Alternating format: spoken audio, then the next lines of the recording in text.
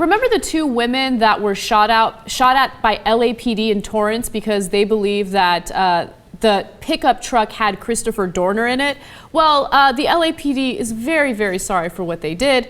In fact, they have offered to purchase the two women a new vehicle. Thanks, God. Yeah, are they not merciful? Yeah. Now, look, I know what they're doing. Like, it's cool. Hey, man, we got your new vehicle. By the way, they're not even purchasing it. They're saying, we got somebody to purchase it for you. Okay. Oh, wow. Thank you. But that doesn't make any sense. It has to come from the LAPD. No, they might have gotten like some car dealership for good, publicity to do it, etc. I think you're gonna have to come a little better than that. You almost killed the two ladies when you were shooting at their car under totally unacceptable circumstances. That kind of looks like a car we're chasing. I'm sorry. A car that we're looking for. Screw it, let's shoot before we find out who's in it. Yeah, remember, Christopher Dorner, of course, is a large African-American guy. These are two Asian women. So they obviously had no idea who was in the car before they started shooting. No, Cenk, it was just a case of mistaken identity. That's it. At least that's what they say. Yeah. So there was also another man. For some reason, he's not getting as much attention as these two women.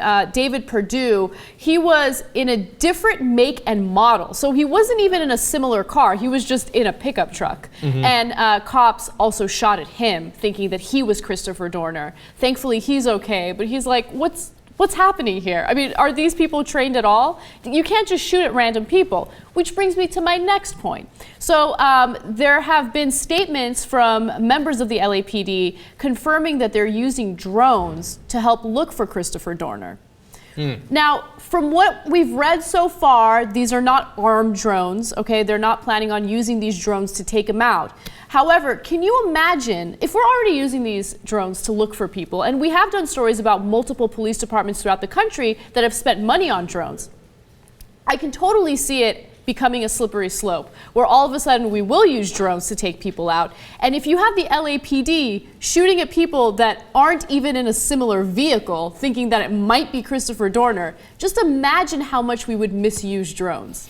So Glenn Greenwald, as usual, has written a really good article about this, and he says, look, the police chief in LA has already declared him a domestic terrorist. He says in his manifesto that this is a war of attrition, and that it will be asymmetrical war, just like terrorists do. And he said that he will target their family members and even their kids, and knows where their kids go to school. And so there's very little doubt as to whether he's guilty or not.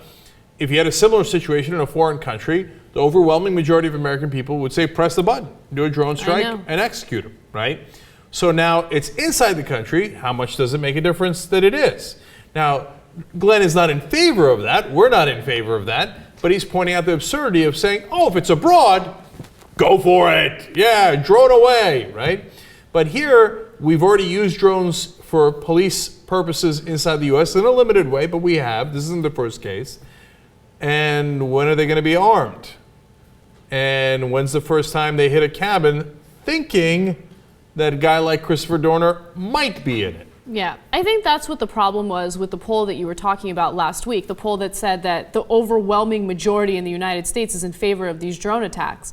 You think of it as something that's happening in a distant country, in a distant land, and it's not going to happen in this country. But if we're already taking out U.S. citizens abroad, what's going to stop the government from doing the exact same thing on our soil? Well, one more point by Glenn Greenwald on that. He said, look, one of the major justifications we have for drones abroad is that we don't want to risk our military in doing these operations because it would be an undue burden, as they say in the legal justifications in their memos, right?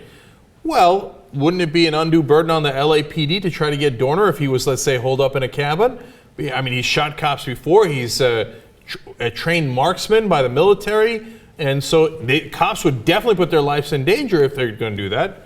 If you believe that we can execute U.S. citizens abroad because we don't want to endanger our troops, why wouldn't you execute U.S. citizens here without a trial because we don't want to endanger our cops?